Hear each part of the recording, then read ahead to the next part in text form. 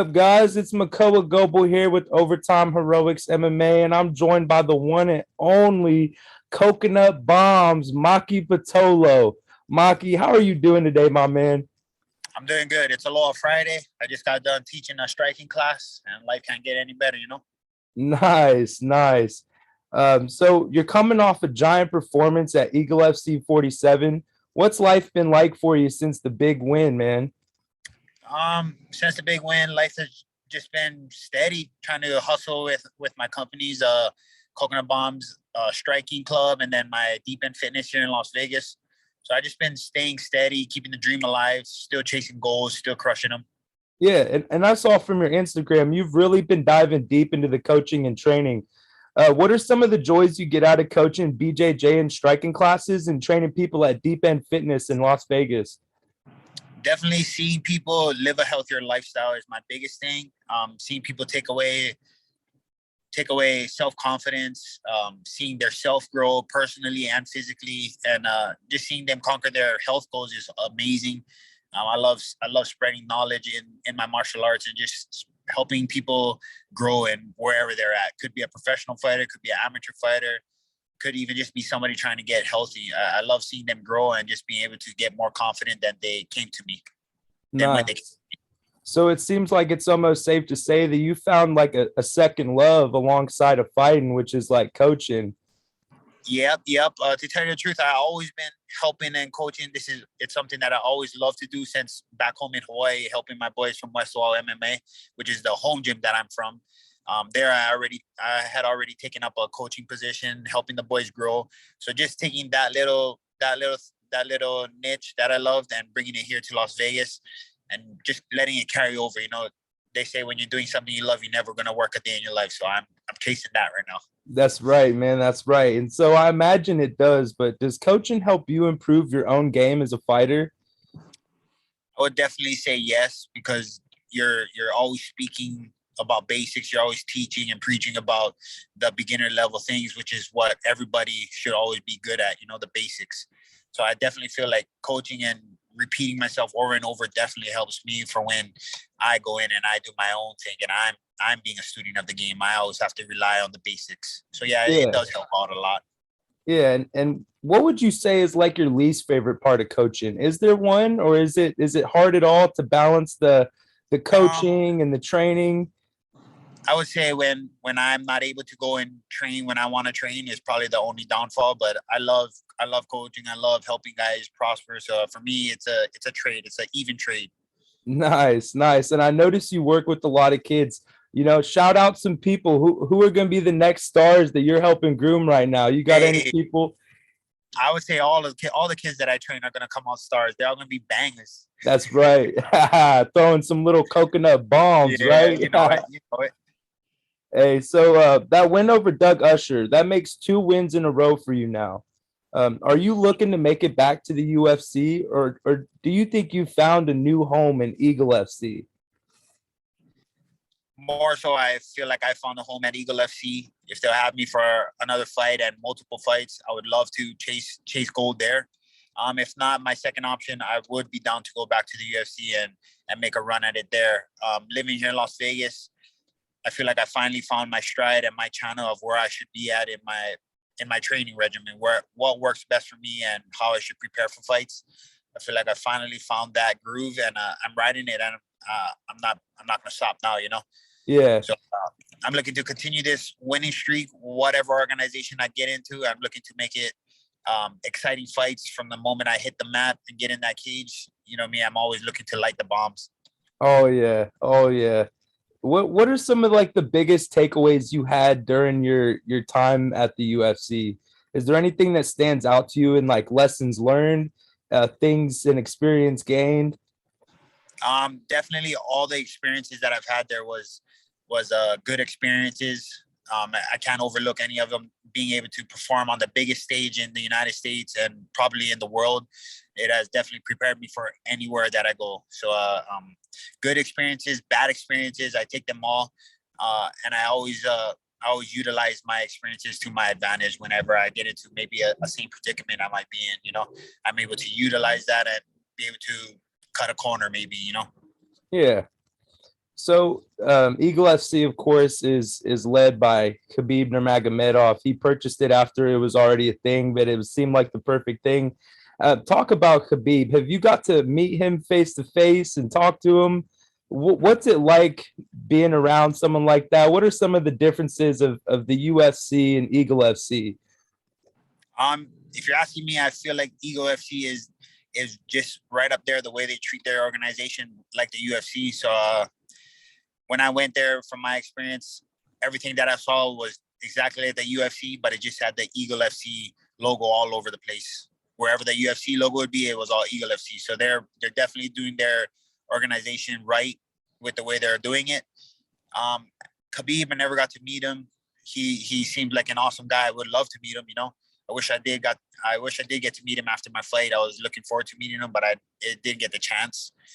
But just from seeing him around and seeing him through TV, and he's a guy that I would wanna. He's a good role model to have.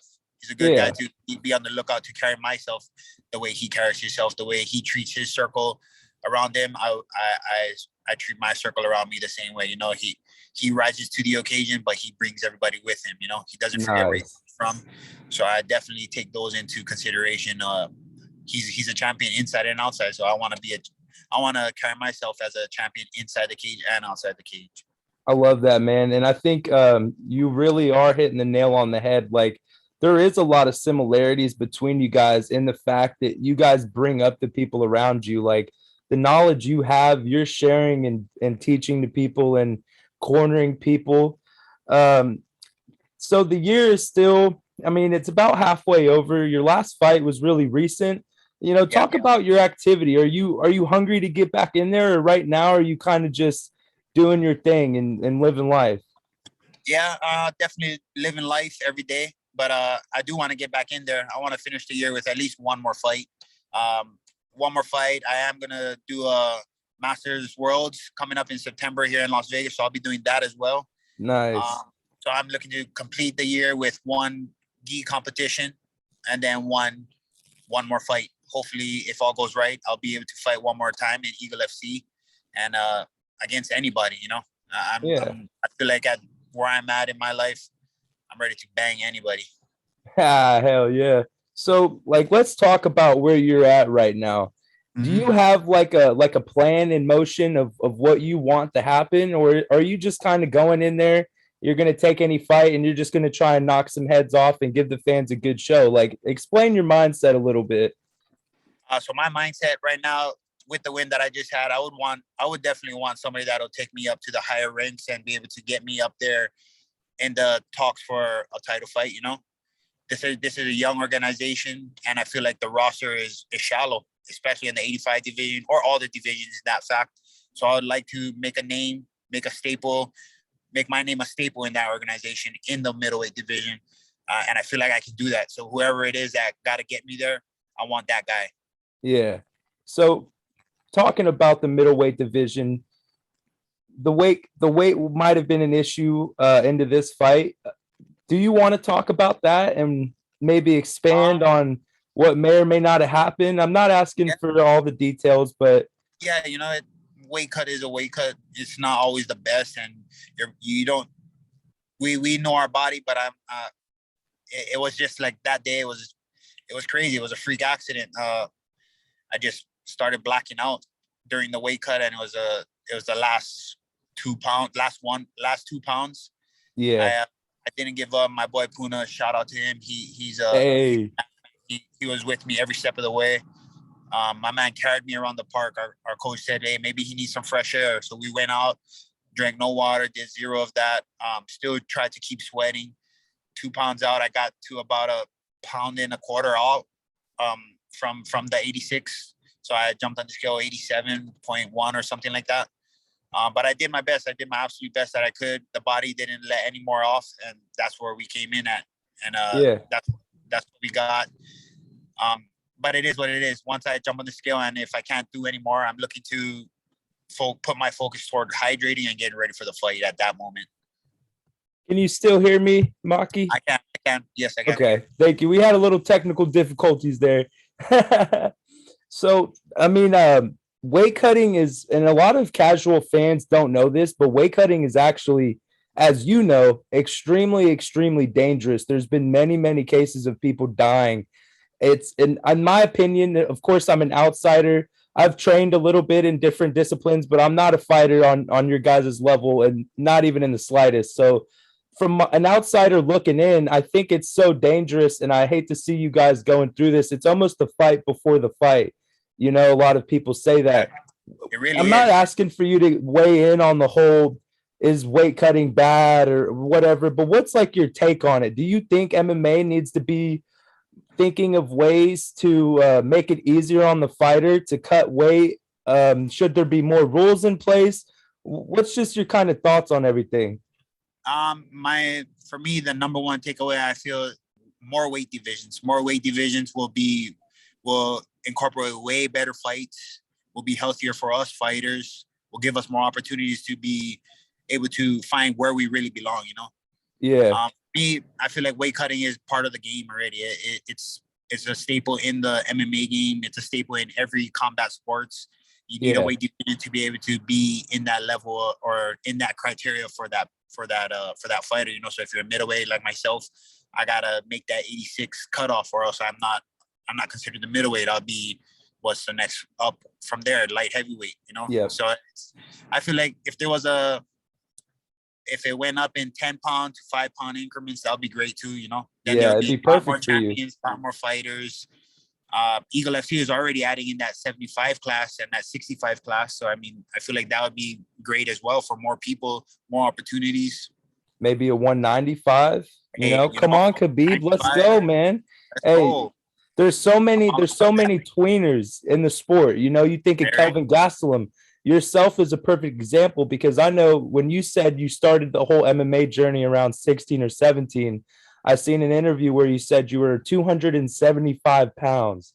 yeah. And you know, I'm a little bit of I'm Filipino myself. I've got the Islander blood in me a little bit. We're big boys. I currently weigh like that exact amount. I'm not very proud of it. But you're Hey, only 5'11", maybe 6 foot, right? So it's like I'm five. The boy's 5'10". 5'10". See if you go up to light heavyweight, now you're at a better weight class for you, but it's like you're facing guys that might be you might fight a 6'6", 6'5". I mean, there's some freaks Yeah. that can make that weight. So it is a very, very weird spot that MMA is in because you see with boxing, I mean, I can't even name every weight class in boxing. I'm a boxing Oh, casual, but it'd be there's so many. if we could Yeah, match boxing, that would be great as well. I mean, it's just how bad do you want it after a certain point? The game we're in now with the weight divisions there is now, you got to be real smart and you got to get like you got to hire a dietitian or you got to know your shit. You just got to know what yeah, you're doing. exactly. And it's not like you can't say that you didn't try because like as I think in your job you're a trainer, so like you literally Yeah, live in fitness and training. So it's like if anybody could make that cut, it should be you. But it's like humans are pushing their bodies to such a level that I'm honestly scared of the future for weight cutting. yeah. But only a few more questions for you because I know you probably have some things to do today, and it's 6 o'clock over there, and I'm sure you want to go home and start Hey, to relax. 8 over there. no, no, But no. It's 6 o'clock here. It's six oh, o'clock. okay. Yeah, So let's talk Max Holloway. I think you said before that you sparred with him, you've trained with him. Of course, that's a fellow Hawaiian here. He's having a trilogy fight with Alex Volkanovski very soon, July 2nd.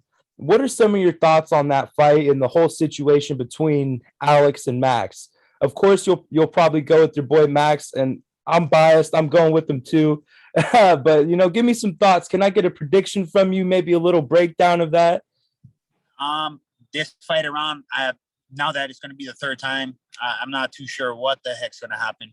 But I am going for my boy Max. I feel like he did win the first fight, and I feel like he did win the second fight. Now, Alex has been coming on and smashing these guys lately. So I'm really interested to see what each guy comes out with this third fight. I'm rooting Yeah, for him. I'm rooting for my boy to go out there and do his thing like he always does. But this time around, I'm just looking for him to put a staple on it. Come out with a yeah, finish. This guy, he needs that to secure a 0-2 against this guy. yeah. And you mentioned Punahele Soriano. That's another guy that I'm a really big fan of. Talk about your relationship with him. Is that one of like your main guys right there in terms of Yeah, training and yeah, for sure, for sure. He's part of my circle. I'm tightly knitted with that guy. He's helped me grow. I've seen him growing. I can't wait for his next fight. I believe he's fighting on the same card as well, and I can't wait to see him put somebody else to sleep. Another guy. nice. He's been That's putting in right. That's mad right. work. He's definitely growing in his game. So you guys are gonna see a different Punahele this time around. I'm Nice. excited. Excited. It's the Hawaiians' year. Hey, Coconut bombs we're looking will to be finish dropping. strong. That's right. That's right. So I'll let you go now. Is there anything you'd like to say before we end this and wrap up? Uh, Makoa, thank you so much for having me on. Shout out to everybody that's been grinding with me. If you're out here in Las Vegas, you can find me at CBz Striking Club. Come out and get a session in with me. I'm out here trying to help everybody grow. If you're a fighter, if you're not a fighter, just come on in, try it out. I guarantee you'll like it. And if you don't want anything to do with martial arts, I run a swimming program. Come out and check out Deep End Fitness Las Vegas. We work on mental fortitude, helping your performance mindset, professional athletes, non-athletes, guys that deal with business, entrepreneurs. Come on and check me out. We're here in Las Vegas. The economy is growing. The culture is growing. I'm just looking to grow with everybody here. Nice. Nice. All right, guys. Peace. All right, brother. Thank you so much. Thank you, man. See you.